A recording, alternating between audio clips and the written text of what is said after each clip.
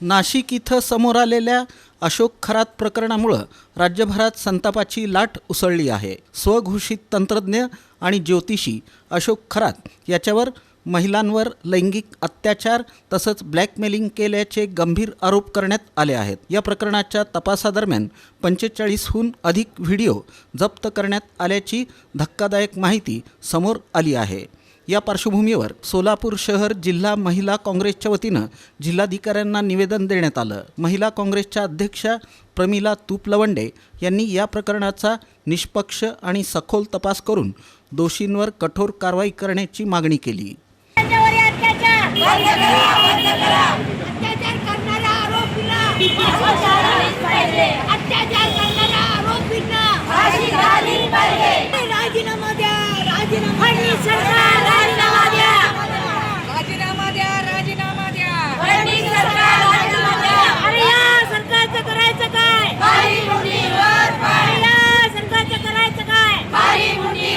जवळजवळ ह्या सुशिक्षित माणूस, नावाजलेला माणूस, ज्या लोक घराच्या मागे बरेच मंत्री लोक आहेत, बरेच राजकीय पुढारी आहेत आणि अशाच्या जोरावर हा जे धंदे करतोय म्हणजे व्हाईट कॉलरचा प्रकार झालेला आहे। हा आणखीन त्याला साथ देणारी त्याला तर अटक झालेलीच आहे। जवळजवळ हजाराच्या वर त्याचे रेकॉर्डिंग निघालेले आणि त्या पद्धतीने सीडी मिळालेले आहेत।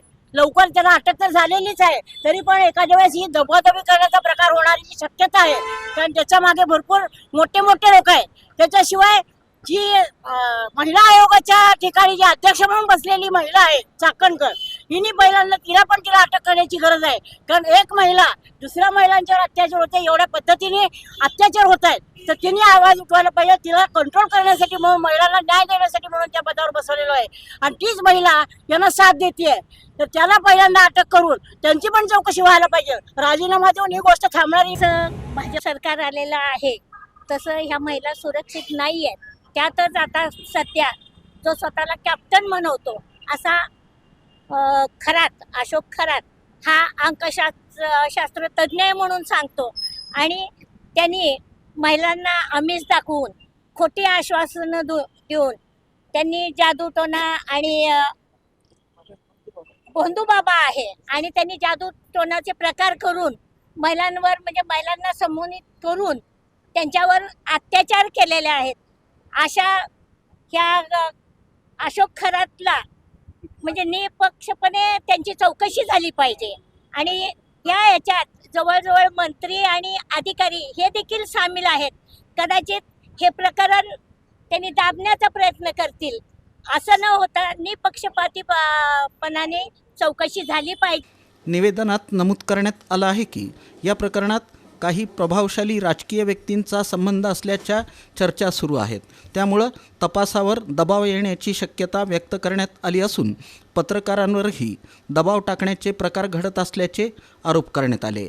महिला काँग्रेसनं स्पष्टपणे मागणी केली की या प्रकरणाचा तपास वरिष्ठ महिला पोलीस अधिकाऱ्यांच्या नेतृत्वाखाली करण्यात यावा। जप्त करण्यात आलेल्या सर्व पुराव्यांची सखोल चौकशी करून पीडित महिलांना न्याय द्यावा, तसंच संबंधित सर्व व्यक्तींवर निष्पक्ष कारवाई करून दोषींना कठोर शिक्षा देण्यात यावी। यासोबतच पीडित महिलांना आवश्यक संरक्षण आणि मदत देण्याचीही मागणी करण्यात आली। कोणत्याही प्रकारचा राजकीय हस्तक्षेप होऊ नये यासाठी प्रशासनानं दक्षता घ्यावी असंही आवाहन करण्यात आलं। महिलांच्या सुरक्षिततेशी संबंधित हे अत्यंत गंभीर प्रकरण असून प्रशासनानं तात्काळ कठोर पावलं उचलावीत अशी ठाम भूमिका महिला काँग्रेसनं मांडली।